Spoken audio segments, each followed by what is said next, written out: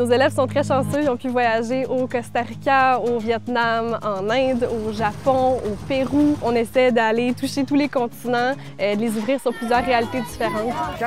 Je dirais qu'au collège, on essaie de prendre diverses approches, donc des voyages qui vont être tantôt de la randonnée, tantôt du communautaire, tantôt de l'engagement humanitaire, tantôt un voyage plus linguistique.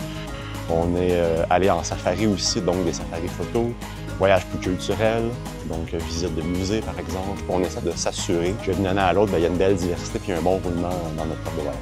Moi, j'ai fait Costa Rica, il y a Maroc aussi qui est en préparation, donc c'est des super belles destinations. Ouais.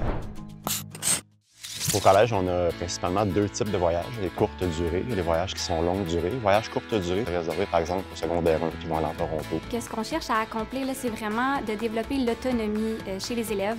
C'est toi qui vas devoir gérer ton argent de poche, gérer ta valise aussi. Puis après ça, on s'en va vers des voyages longue durée. On a mis beaucoup l'accent sur des types de voyages d'initiation sac à dos. On montre aux élèves qu'il y a une autre façon de voyager.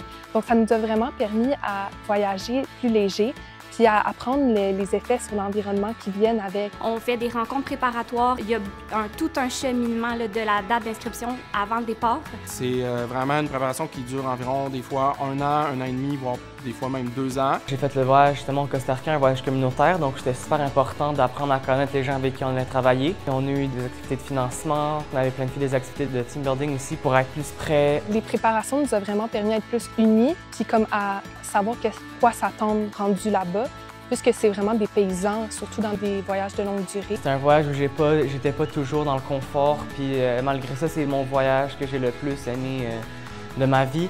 Ces voyages-là nous permettent de nous questionner sur comment on vit, surtout par rapport à la consommation pour moi. Comme comment ils vivaient, c'était tellement dans une autre réalité. Non, vraiment, j'en garde des super belles expériences, puis ça m'a permis d'évoluer en tant que personne.